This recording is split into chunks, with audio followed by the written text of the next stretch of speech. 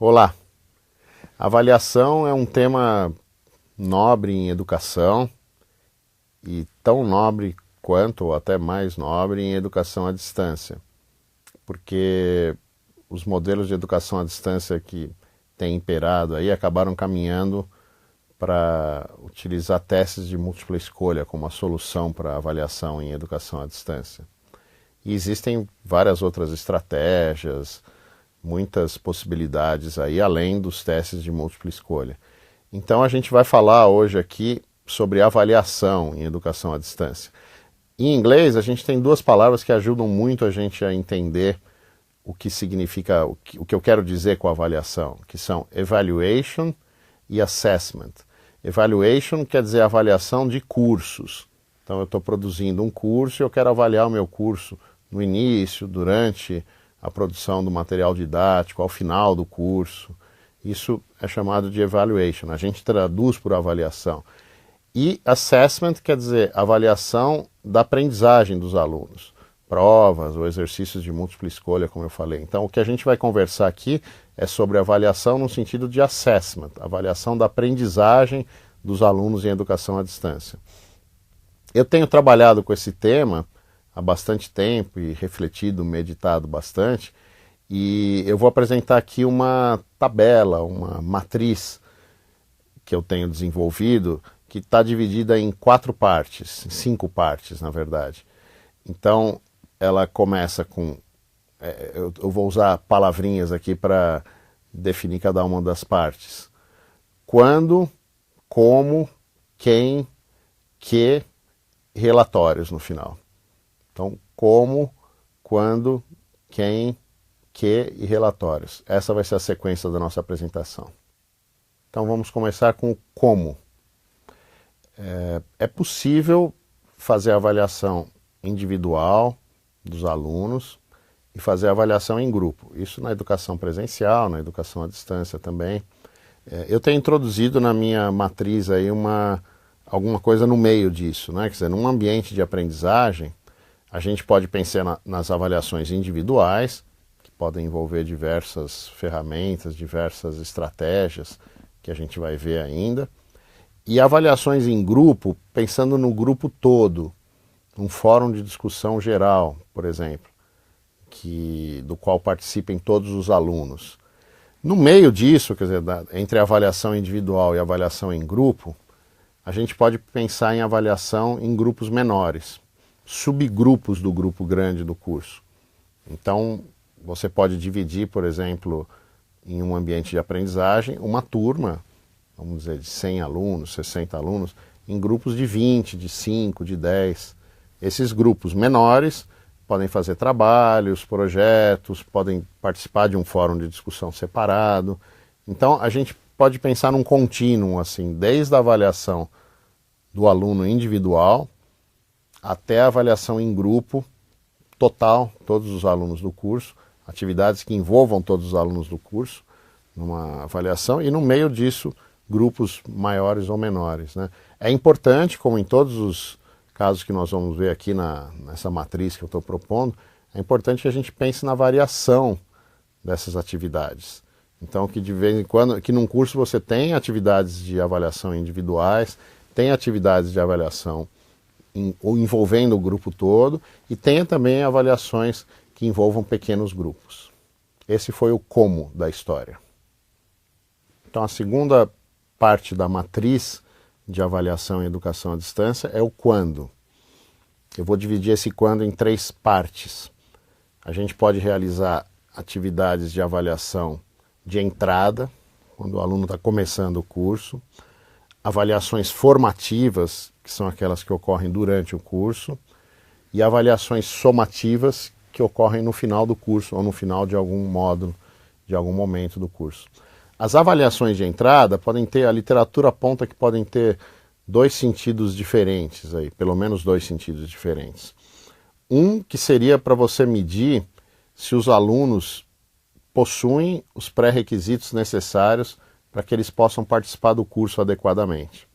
Então você pode realizar testes, provas, utilizando formulários, enfim, diversas diversos recursos que a gente tem online, né, nos ambientes de aprendizagem ou fora dos ambientes de aprendizagem, com o objetivo de saber, bom, esse aluno aqui, ele tem um nível de conhecimento suficiente para que ele possa fazer o curso, ou não, esse aluno aqui, ele não tem os pré-requisitos, ele não conhece, não domina os pré-requisitos que são necessários para que ele possa participar do curso. Isso pode ajudar você a posicionar o aluno de uma maneira diferente, sugerir que ele faça um outro curso antes daquele, né? Ou não faça aquele curso que ele não vai conseguir acompanhar adequadamente.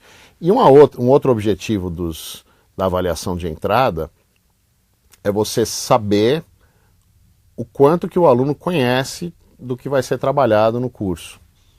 Porque você pode ter resultados interessantes, você pode fazer uma prova e um aluno vai muito bem. Então significa que, na verdade, aquilo que vai ser dado no curso, ele já domina, ele já conhece. Aquele curso vai ser inadequado para ele. Você pode, inclusive, sugerir que ele faça um curso mais avançado, se existir isso, né, uma sequência de cursos, ou, enfim, conversar com os alunos. Então, essa avaliação de entrada, ela pode ter dois objetivos diferentes, né? Medir o quanto os alunos dominam os pré-requisitos do curso e medir o conhecimento dos alunos em relação àquilo que vai ser trabalhado durante o curso, para você ver se não tem alguns alunos que já dominam aquele conteúdo, né? O segundo exemplo que eu dei de avaliação de entrada são as avaliações formativas, o segundo tipo de avaliação de entrada, de avaliação que é o quando, né, que a gente está falando. De entrada já foi. O quando, então, essa avaliação formativa é aquela que acontece em vários momentos do curso. Ela começa no início do curso, já pode ter atividades de avaliação desde o início e vai até o final. Né? Avaliações de projetos, trabalhos com portfólios, a gente ainda vai falar um pouquinho mais disso. Esse tipo de avaliação a gente classificaria como avaliação formativa. Fóruns de discussão que tem uma duração, não são apenas pontuais, né? Quer dizer, todas essas atividades que são feitas em vários momentos, a somatória delas a gente chamaria de avaliação formativa. E por fim, então a gente teve a avaliação de entrada, dividida em dois tipos, lá pré-requisitos e conhecimento do conteúdo do curso, a formativa, e por fim a avaliação somativa, que é aquela que é feita no final do curso. Pode ser uma prova, pode ser um trabalho escrito, pode ser testes, né? Ela pode ser feita nos finais de módulos ou nos finais de curso, que ela tem o objetivo de medir o quanto como foi o aprendizado dos alunos, né? Você pode inclusive comparar os resultados dessas provas, dessas avaliações somativas com aquelas avaliações de entrada.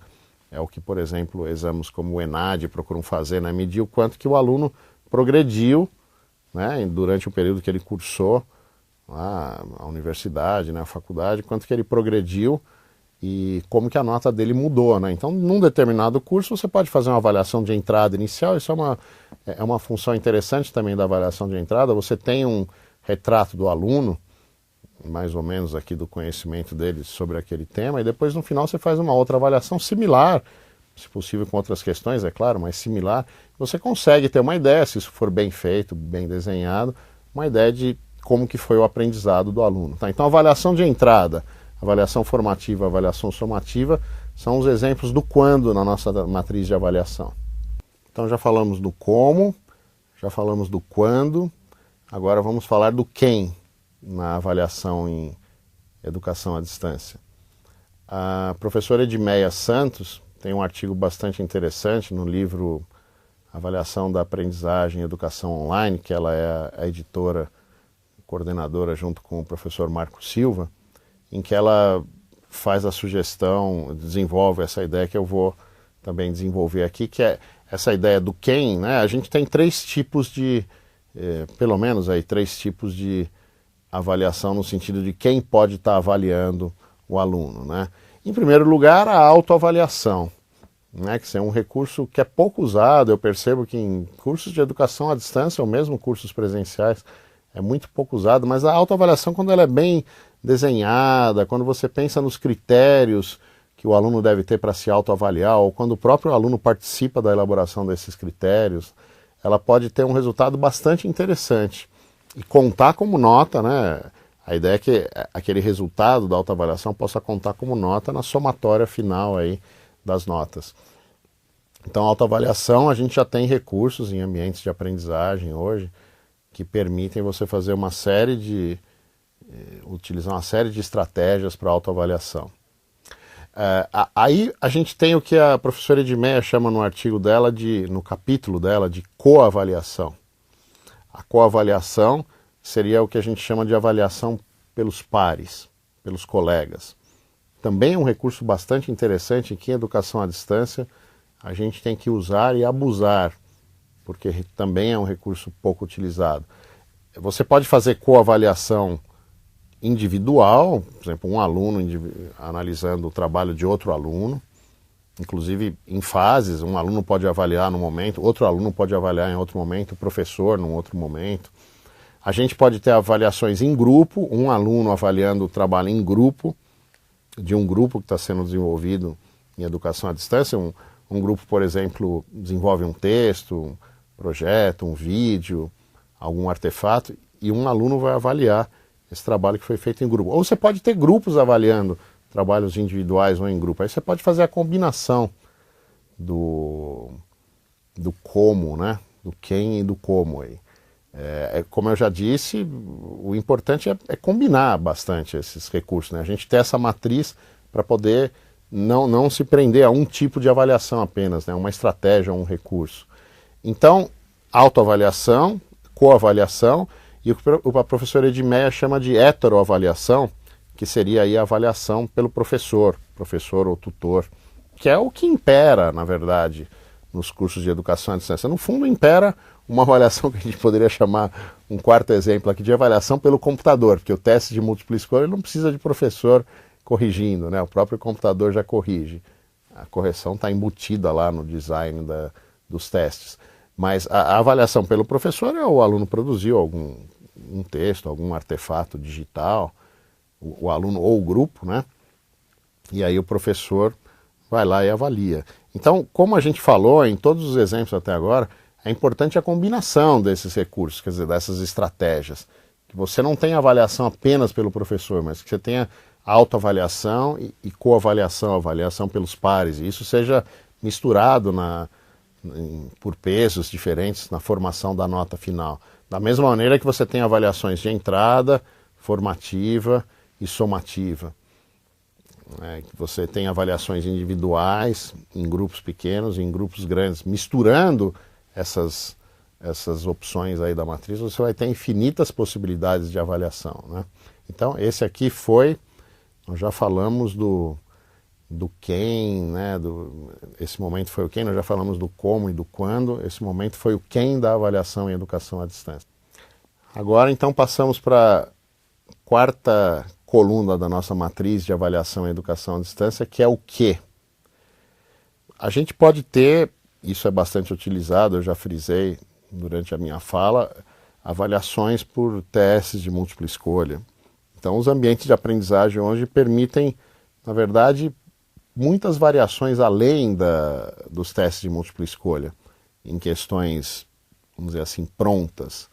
O Moodle, por exemplo, tem lá a opção de questionário, o Blackboard tem uma opção imensa aí de exercícios que podem ser feitos, dentre eles os de múltipla escolha, mas você tem outras opções, exercícios de relação entre colunas, exercícios de classificação gradativa das respostas, exercícios de respostas discursivas.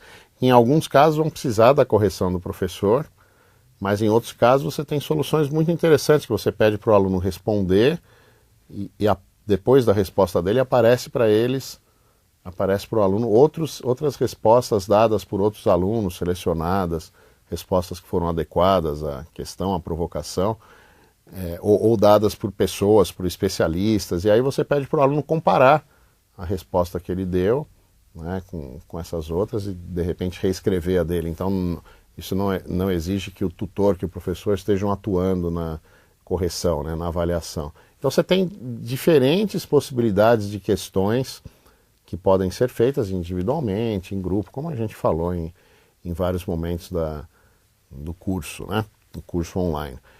A gente tem ainda a possibilidade, o Moodle, por exemplo, tem a possibilidade de lição, né, e todos os ambientes têm de uma outra forma, com outro nome, que é de você criar conteúdos para o curso E aí você colocar questões no meio daquele conteúdo que os alunos têm que acertar para progredir, né? E aí você pode programar que se ele errar a primeira vez ele perde X pontos, se errar a segunda X pontos, quer dizer, a lição bem feita, ele fica sendo um material auto-instrucional e ao mesmo tempo interativo que cria bastante rico aí como recurso de avaliação.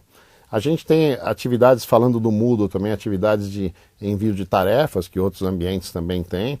Então, envio de tarefas pode ser envios de arquivos, né, envios de diversos artefatos digitais que depois podem ser avaliados pelos professores, por grupos, por alunos, individualmente ou em grupo, né?